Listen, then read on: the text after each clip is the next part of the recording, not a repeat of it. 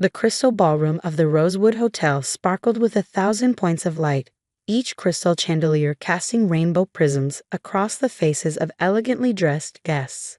I stood in the shadows near the entrance, watching the scene unfold before me like some bizarre theater production. The bride, my sister Olivia, floated through the crowd in her designer wedding gown, accepting congratulations with practiced grace. Our parents, George and Margaret Wilson, followed in her wake like proud satellites, their faces glowing with the kind of joy they'd never shown for me. "Just sign here, Ms. Martinez," the wedding coordinator whispered, extending a tablet with the final payment authorization for the venue. I suppressed a smile at the false name I'd used to purchase the Rosewood Hotel chain 3 years ago. If only they knew that Elena Martinez, the mysterious hotel magnate, was actually Elena Wilson, the daughter they declared dead a decade ago. I scrawled my signature and handed back the tablet, adjusting the elegant mask that covered the upper half of my face. The masquerade theme had been Olivia's idea, though I doubted she realized how perfectly it served my purpose. Behind their own masks, not even my parents recognized the daughter they'd erased. The ceremony was beautiful, I murmured to the coordinator, my voice carrying the slight Spanish accent I'd cultivated for my Elena Martinez persona. "Your staff has done an excellent job." She beamed at the praise, unaware that I signed her paychecks. "Thank you, Ms. Martinez. We're so honored you came personally to oversee the Wilson wedding. They're one of Boston's most prominent families, you know." I knew all too well. The Wilsons had been Boston aristocracy for generations, their shipping empire dating back to the 1800s. That legacy of success and perfection had been everything to my parents, and the reason they found it so easy to erase their defective daughter. My crime? Refusing to marry the man they'd chosen for me, the heir to a rival shipping company. At 22, fresh out of business school with dreams of modernizing the family company, I dared to suggest that arranged marriages were outdated, that maybe the shipping industry needed innovation more than it needed mergers through matrimony. The argument that followed still echoed in my nightmares. My father's rage, my mother's cold disappointment, and finally the ultimatum: marry Jonathan Porter or be cut off completely. I chose freedom. The next morning, I emptied my trust fund, a mere $50,000 they'd forgotten to freeze, and disappeared. I spent the first month in a cheap motel, teaching myself everything I could about modern business practices, digital transformation, and venture capital.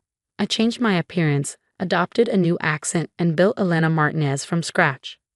What I didn't know then was that my parents had chosen to deal with my departure in the most dramatic way possible. Instead of admitting their daughter had defied them, they told everyone I died in a sailing accident off the coast.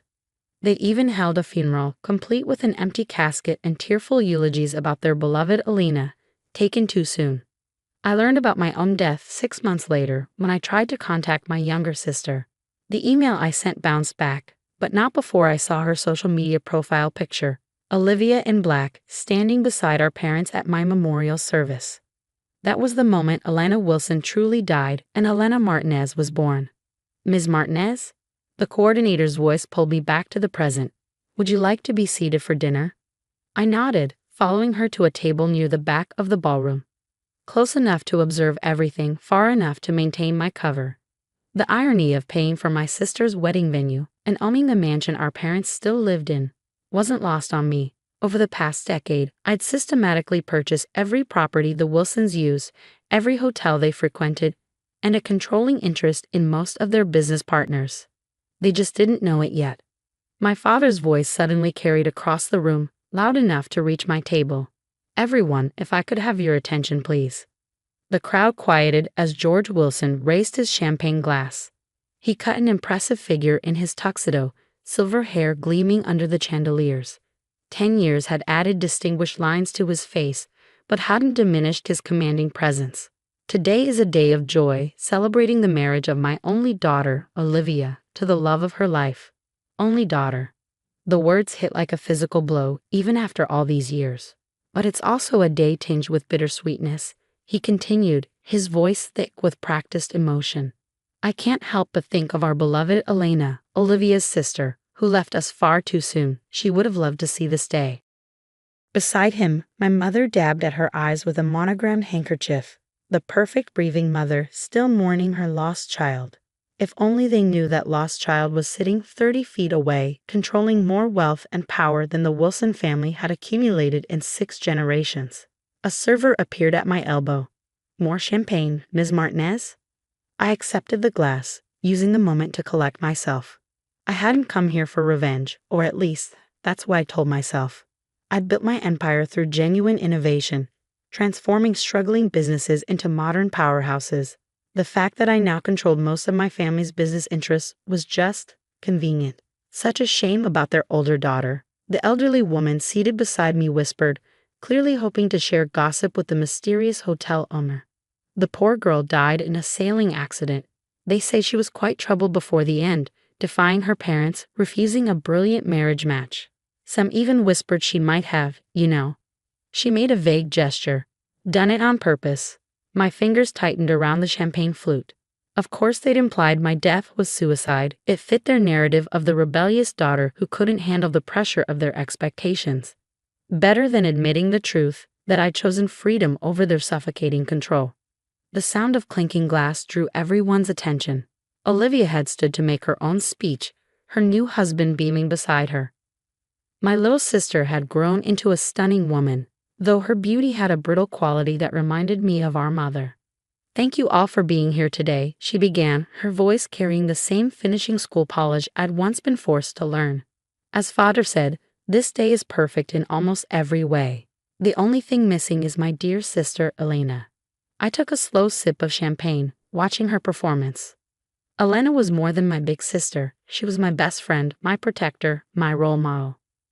Olivia's voice wavered perfectly. "When we were little, she used to tell me that anything was possible if you were brave enough to chase your dreams.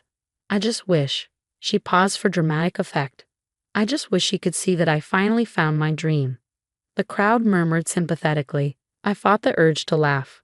Olivia had been 12 when I left, old enough to understand exactly what our parents had done.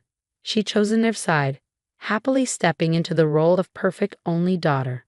The sister who'd supposedly been her best friend hadn't even rated a phone call to warn me about my impending death. As dinner was served, I found myself studying the head table. My parents sat there with Olivia and her new husband, along with his equally wealthy family. They looked like something out of a society magazine. Perfectly groomed, perfectly poised, perfectly false. 10 years ago, their perfect facade had crushed me. Now I saw them clearly, small people desperately clinging to outdated power, unaware that the world had changed around them. The shipping industry they dominated for generations was transforming, and they hadn't adapted. Their empire was crumbling, propped up only by the secret investments I'd made through shell companies. "Ms. Martinez?" A man in an expensive suit approached my table. I recognized him as James Porter, my almost father-in-law, though he aged considerably. "I hope you're enjoying the evening. I must say, we were surprised and honored when we heard you'd be attending personally." I smiled behind my mask. "I make it a point to oversee special events at my flagship properties, Mr. Porter, especially for such distinguished families." He preened at the compliment. "Yes, well, the Wilsons and Porters have been pillars of Boston society for generations. Though I must admit, recent years have been challenging." "Oh." I kept my tone merely polite, though I knew exactly how challenging things had been for both families. My companies had slowly acquired controlling interests in their major shipping routes, modernizing operations and squeezing their profit margins. "The industry isn't what it used to be," he said, sighing heavily. "These tech startups, these modern logistics companies, they're disrupting everything. Why, just last month we lost our biggest client to some upstart called Phoenix Maritime." I managed not to smile. Phoenix Maritime was one of my first acquisitions, transformed from a failing local shipper into a digital logistics powerhouse. "Progress can be difficult to navigate," I offered diplomatically.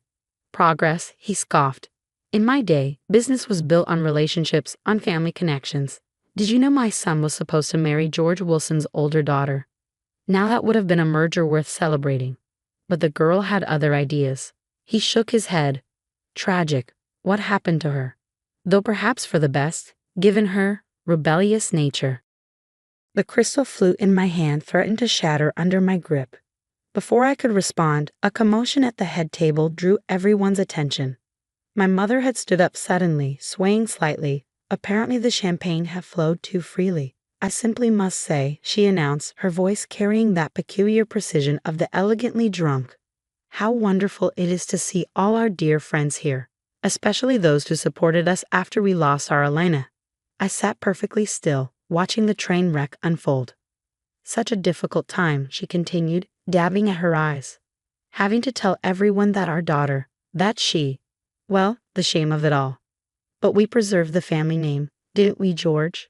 We gave her a proper send-off, even if she didn't deserve. Margaret. My father's voice cut through her rambling like a steel blade. Perhaps you should sit down. But the champagne had loosened something in my mother's perfect facade. Oh, but darling, I simply must tell Ms. Martinez what an honor it is to have her here. Such a successful woman, and self-made at that. Nothing at all like our poor Elena, who thought she could reject her family obligations and succeed on her own. She laughed, the sound brittle as breaking glass. As if a Wilson could ever survive without family connections. Why ever she didn't even make it a month before. That's enough. My father stood, his face flushed with anger. Margaret, you're making a scene. The ballroom had gone silent, hundreds of guests watching my mother's meltdown with horrified fascination. Olivia was hiding her face in her hands, her new husband patting her shoulder awkwardly. I stood slowly, my chair scraping against the marble floor. The sound drew my mother's attention, and she focused on me with the unsettling intensity of the truly drunk.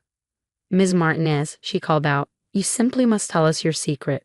How does a woman with no family name, no connections, build such an empire? My Elena thought she could do the same, you know. Thought she was smarter than generations of Wilson business sense. And now she's what, mother? The words left my mouth before I could stop them, my careful accent slipping. My mother froze, something flickering across her face, recognition, impossible as it was. But the moment passed. She blinked at me owlishly, confused by the question from a stranger. My father had reached her by then, taking her arm firmly. I apologize for my wife, he said smoothly, the excitement of the day combined with the memories. Please, everyone, enjoy your dinner. He led my mother away, probably to sleep off the champagne in one of the hotel's luxury suites. Suites I owned, in a hotel I owned, just like I owned the mansion they still lived in and controlling interest in the companies they thought were still theirs. I sank back into my chair, hands trembling slightly. I come too close to revealing myself, letting old pain override a decade of careful planning. The elderly woman beside me patted my arm sympathetically. Don't mind them, dear, she said. Old money families like the Wilsons, they can't handle change. Today's world belongs to people like you, self-made, forward-thinking. Why, I heard your hotel chain is expanding into shipping and logistics now. Among other things, I murmured, recovering my accent. She had no idea that my hotel chain was just the tip of the iceberg. Through various shell corporations and holding companies, Elena Martinez controlled an empire worth billions, built specifically to systematically dismantle everything the Wilsons had ever valued. The rest of dinner passed in a blur of small talk and subtle observation. I watched my sister dance with her new husband, my father smooth things over with embarrassed guests, my mother nowhere to be seen. They looked exactly like what they were, relics of a dying era, clinging to appearances while their real power slipped away. When I finally stood to leave, the wedding coordinator rushed over. Ms. Martinez, will you be staying the night? We've prepared the presidential suite. No, I said quietly, watching my father lead a round of toasts. I think I've seen enough family drama for one evening. She laughed nervously, clearly uncertain how to respond to her boss's dry tone. I handed her a thick envelope, a wedding gift for my sister, though she'd never know who it was really from. Make sure the bride and groom have everything they need, I instructed, and send some water and a spear into Mrs. Wilson's room. She'll need it tomorrow. As I walked out of the crystal ballroom, I heard my father's voice one last time, to family, the most precious thing we have. I didn't turn around. Elena Wilson was dead, after all, they'd made sure of that themselves. But Elena Martinez was very much alive, and she was just getting started. In my car, I pulled out my phone and dialed my assistant. Maya, execute phase 2. It's time the Wilsons learned exactly who they're dealing with. The next few weeks would change everything. But that's another part of the story. The morning after Olivia's wedding, I sat in my penthouse office overlooking Boston Harbor. watching the Wilson shipping vessels crawl across the water like tiny, obsolete insects. My mother's drunken outburst had accelerated my timeline, but perhaps that was for the best. 10 years of silent accumulation had positioned all the pieces perfectly. Now it was time to play the game. The numbers are in from last night, Maya announced, entering with her tablet. My assistant of 8 years was the only person who knew both Elena Martinez and Elena Wilson. The Wilson Porter wedding cost them just over $300,000. They put it all on credit. I nodded, unsurprised. And their current financial position? Critical. Maya pulled up detailed spreadsheets. Wilson Shipping's quarterly losses have hit $12 million. They've mortgaged everything they own, which technically means they've mortgaged everything you own since you hold all their properties through shell companies. They're 3 months behind on payments to Phoenix Maritime, which means they're 3 months behind on payments to me. I finished. What about the Porter merger they're counting on? James Porter's company isn't in much better shape. The merger would be like tying 2 stones together and expecting them to float. I smiled, remembering James Porter's condescending comments at the wedding. The man who'd once thought himself worthy of arranging my marriage was now drowning in debt, his company hemorrhaging clients to my more efficient operations. Send notices to all their major clients, I instructed. It's time for Phoenix Maritime to raise its rates. Let's see how many stay loyal to outdated shipping methods when modern logistics could save them millions. Maya made a note, then hesitated. There's something else. Your father has called an emergency board meeting for Wilson Shipping tomorrow morning. Finally, I've been waiting for this moment, carefully orchestrating it through a decade of strategic moves. Prepare the paperwork. It's time for Elena Martinez to make her first public appearance at Wilson Shipping. Are you sure? Maya's concern was evident. Once you start this. They buried their daughter to save face, I said quietly. Now they'll learn exactly what that decision cost them. The next morning, I dressed with particular care, a blood-red Armani suit that projected power, Louboutin heels that clicked like weapons on marble floors, and a small gold compass pendant that had once belonged to my grandmother. The only Wilson who had truly loved me. The Wilson Shipping headquarters hadn't changed in 10 years. The same imposing granite building, the same brass nameplate declaring founded 1847. The same portrait of my great-grandfather glowering in the lobby. But there was an undercurrent of tension today. Nervous whispers and darting glances as employees noticed my arrival. Ms. Martinez. The receptionist jumped to attention. We weren't expecting. That is, the board meeting is private. Not anymore. I handed her a thick envelope. My credentials. As the majority shareholder of Phoenix Maritime and holder of significant Wilson Shipping debt, I have every right to attend. Her hands shook as she verified the paperwork. I watched her face pale as she realized exactly how much power Elena Martinez wielded. Of course. 14th floor boardroom. The elevator ride gave me a moment to center myself. In my ear, Maya's voice provided updates through a discreet earpiece. All board members present. Your father's trying to push through an emergency restructuring plan. He still thinks he can save the company without outside help. The boardroom doors were heavy oak, stretching from floor to ceiling. I paused for a moment, hearing familiar voices through the wood. Can't accept these terms, my father was saying. Phoenix Maritime is trying to steal our company piece by piece. We don't have a choice, George, another voice responded. We're bleeding clients, our ships are outdated, and this mysterious Elena Martinez owns half the ports we use. I pushed the doors open. The conversation died instantly. 12 men in expensive suits stared at me. Old money, old power, old ideas. At the head of the table, my father stood frozen mid-gesture, his face darkening as he recognized the woman who'd attended his daughter's wedding. Ms. Martinez, he managed finally. This is a private meeting. Not anymore. I strode to the table, my heels echoing in the silence. Please don't let me interrupt your discussion of my company's terms. Your company? He spat the words. Phoenix Maritime is nothing but an upstart using digital gimmicks to steal established clients. Wilson Shipping has survived for 6 generations, and will survive for precisely 12 more days. I cut in smoothly. Unless you accept the merger terms I'm about to offer. I placed a folder on the table.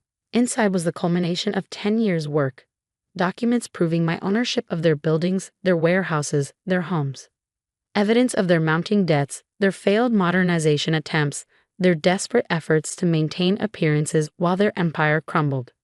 "This is impossible," my father whispered, flipping through pages. "These properties, our house, the hotel chain, all belong to me," I confirmed, "along with controlling interest in most of your remaining clients' companies. Face it, Mr. Wilson, you're not just losing, you've already lost." He slammed the folder down. "Who are you? Some tech billionaire trying to dismantle a legacy business.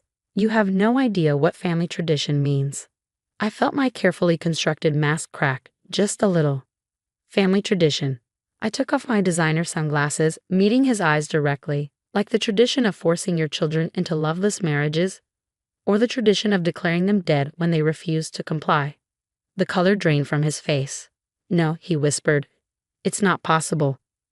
Elena, one of the older board members, breathed, recognition dawning. "My God, Elena Wilson." I smiled, not pleasantly. "Elena Martinez, actually. I took the name after you killed me. Makes for a better corporate image than being the dead daughter of a failing shipping magnate." Chaos erupted in the boardroom. Board members shouted questions. My father stumbled back into his chair, and somewhere in the building, an emergency alarm began to wail. "Enough." My voice cut through the noise like a whip. "You have exactly 24 hours to accept the merger proposal. If you refuse, I call in all outstanding debts and sell your remaining assets to my subsidiaries. Your choice." I turned to leave, then paused at the door. "Oh, and father, you might want to check on mother. I hear she's still recovering from quite a spectacle at Olivia's wedding." Security guards burst in as I walked out, responding to some panic button my father had probably pressed. I smiled at them as I passed. They worked for me too, though they didn't know it yet. In the elevator, Maya's voice came through my earpiece. "Well, that was dramatic." "They always love theatrics," I replied. "I learned from the best. Your mother's waiting in the lobby." I stiffened. "What?" "She arrived about 5 minutes ago. Looks like she's mostly recovered from the champagne." The elevator doors opened and there she was. Margaret Wilson, Boston society matron. Perfectly coiffed even in the middle of her world collapsing. She stood near the great-grandfather's portrait, and for a moment I saw myself at 18, standing in that same spot while she lectured me about family duty. "Ms. Martinez," she said as I approached, her voice brittle as frozen glass. Or should I say, "Elena will do." I cut her off. "But only in private. Publicly, I'm still very much dead. Your choice, as I recall." She flinched. "We did what we had to do. For the family name." "The family name?" I laughed, the sound echoing off marble walls. "Take a look around, mother. The Wilson name isn't worth the brass it's engraved on. The only thing keeping this company afloat is my money, which makes it my name on the line. You're enjoying this," she accused. "Destroying everything we built." "No," I stepped closer, close enough to smell her familiar perfume. "I'm saving everything you destroyed. The company will survive, modernize, grow. The Wilson name will continue, just not in Wilson hands." Her perfectly painted lips trembled. We really thought you were dead, poverty-stricken, failed," I supplied. "You thought your rebellious daughter couldn't possibly succeed without the family's help. That's why you erased me, because the alternative was admitting you might be wrong." A tear slipped down her cheek, carving a path through expensive foundation. "Elena, please. We can fix this. Come home." "I'm not that naive girl anymore." I walked past her toward the entrance. "You have 24 hours to accept the merger. Don't worry, I'll let you keep the house. Consider it a wedding gift to Olivia." Outside, my driver held the car door. Boston's summer sun felt warm on my face, so different from the artificial chill of the Wilson building. I looked back once, seeing my mother's silhouette through the glass doors, small and lost in the lobby of her crumbling empire. Maya was waiting in the car. "Phase 2 complete," she reported. "The board is in chaos, our lawyers are standing by, and rumors already spreading through the financial district. What's our next move?" I checked my phone, seeing dozens of missed calls from my father, from board members, from family friends suddenly realizing who Elena Martinez really was. Let them talk. Let them panic. The next 24 hours would determine the fate of everything they built, and everything I'd built to replace it. "Now," I said, "we wait, and then we show them exactly what the dead daughter can do." The next phase would change everything. But that's another part of the story. The 24 hours I'd given the Wilson Shipping Board felt like the longest of my life. I spent them in my penthouse office, watching the sun set and rise again over Boston Harbor while my phone lit up with increasingly desperate messages. From my father, "We need to talk. This isn't the way." From various board members, "Let's discuss terms privately." From family friends, "Elena, darling, we never believed." From Olivia, surprisingly, "Is it really you?" I answered none of them. Instead, I focused on the final pieces of my plan, making sure every detail was perfect. The media had already caught wind of the story. Boston's supposedly dead heiress returning as a billionaire CEO to take over her family's company. The headlines wrote themselves. The Wall Street Journal is on line 1, Maya announced, entering with fresh coffee. They want an exclusive. Not yet. I took the coffee, breathing in its familiar comfort. Let them speculate for now. The real story comes after the board's decision. And if they refuse the merger? I smiled, remembering my mother's face in the lobby. They won't. Right on cue, my phone buzzed with a message from the board's secretary. The vote was in. Unanimous acceptance of Phoenix Maritime's merger terms. My father hadn't even voted against it. Perhaps he finally recognized the inevitable. Set up the press conference, I told Maya. 2 hours, main lobby of Wilson Shipping. Tell them Elena Martinez will be making a major announcement. And Elena Wilson. I touched the compass pendant at my neck, thinking of my grandmother. She's done hiding. The lobby was packed by the time I arrived. Reporters jostled for position, cameras flashed, and a crowd of Wilson Shipping employees lined the balconies above. My father stood with the board members on a small stage, looking like he aged a decade overnight. I made them wait 10 minutes, a small petty pleasure, but I'd earned it. When I finally walked in, the crowd fell silent. I wore Wilson blue today, a power suit that matched the company's logo, with my grandmother's compass catching the light. No more hiding behind sunglasses or Spanish accents. "Thank you all for coming," I began, stepping to the podium. "My name is Elena Martinez, or, as some of you might remember, Elena Wilson." The room erupted. Cameras clicked frantically, reporters shouted questions, and somewhere in the crowd, I heard my mother gasp. I held up a hand for silence. 10 years ago, the Wilson family announced my tragic death, a sailing accident off the coast. The truth is somewhat less dramatic. I simply refused an arranged marriage and left to build my own life. My parents, finding this embarrassing, chose to bury an empty casket rather than admit their daughter had defied them. My father stepped forward, face dark with anger, but security, my security, held him back. In the decades since, I continued, I built what they said was impossible. Phoenix Maritime revolutionized shipping logistics, embracing modern technology while companies like Wilson Shipping clung to outdated methods. We grew rapidly, acquiring ports, properties, and clients, including many former Wilson assets. I turned to face the board members directly. Today, I'm announcing the merger of Wilson Shipping with Phoenix Maritime.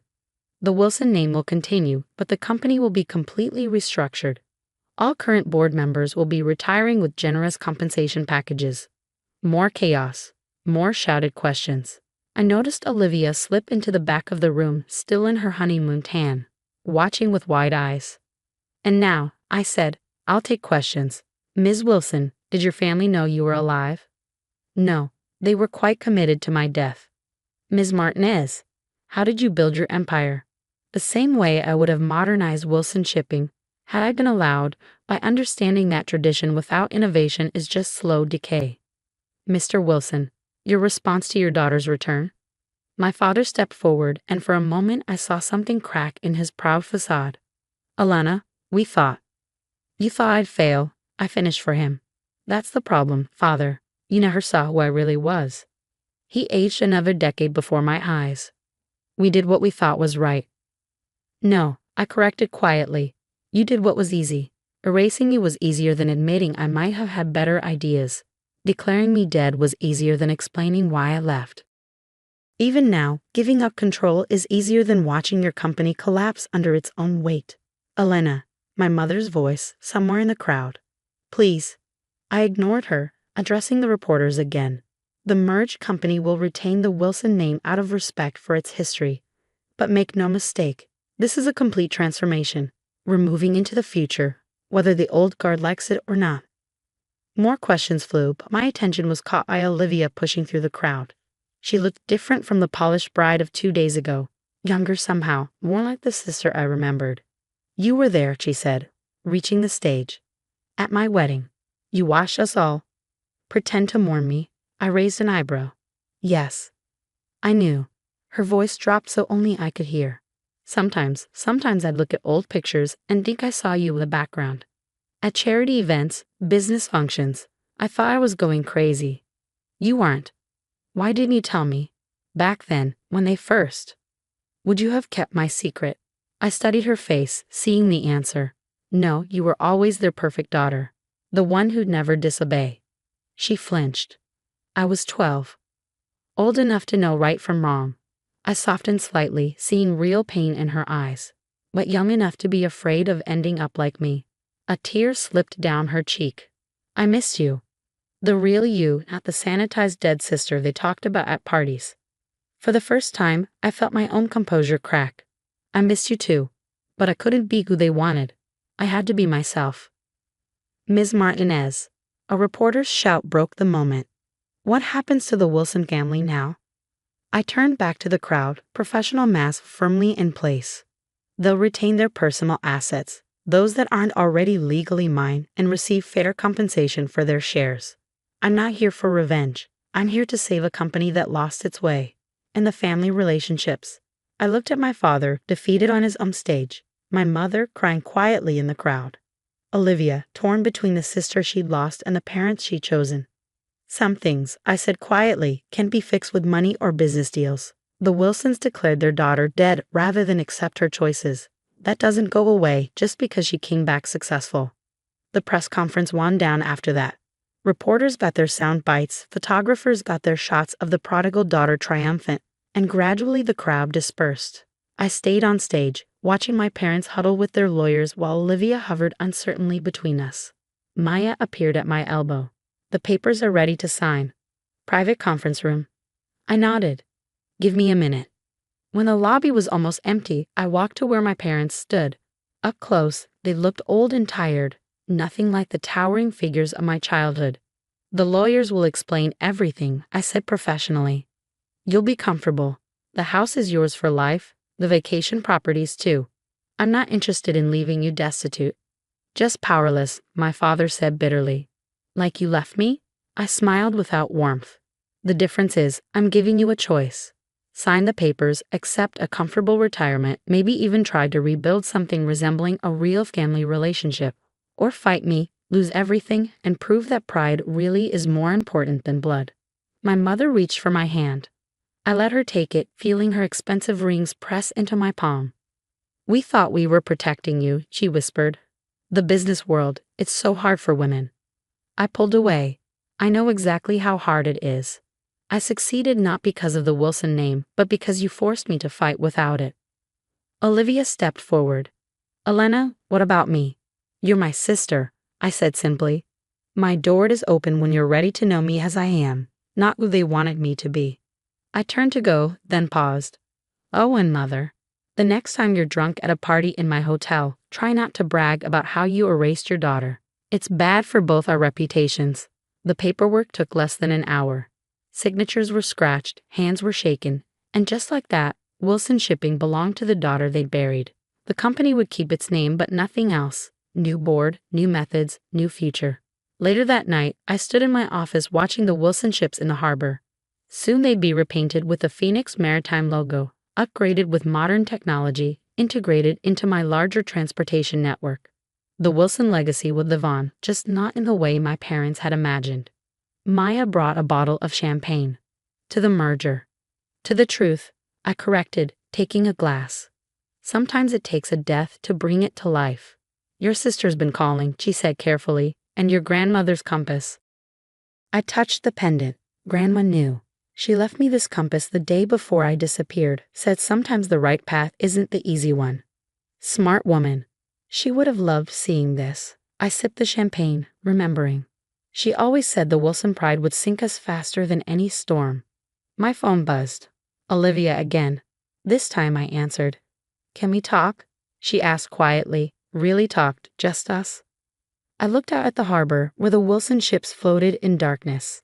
Come over. It's time you saw who your sister really is. After I hung up, I asked Maya to order dinner for two. It would be a long night of explanations, of bridging the gap between the sister who died and the woman who rose from those ashes. But maybe, just maybe, something good could come from all this. I wasn't Alana Wilson anymore. That girl had died exactly as her parents claimed. But Elena Martinez was stronger, successful beyond their wildest fears, and finally, absolutely free. The merger would save their company. The money would save their lifestyle.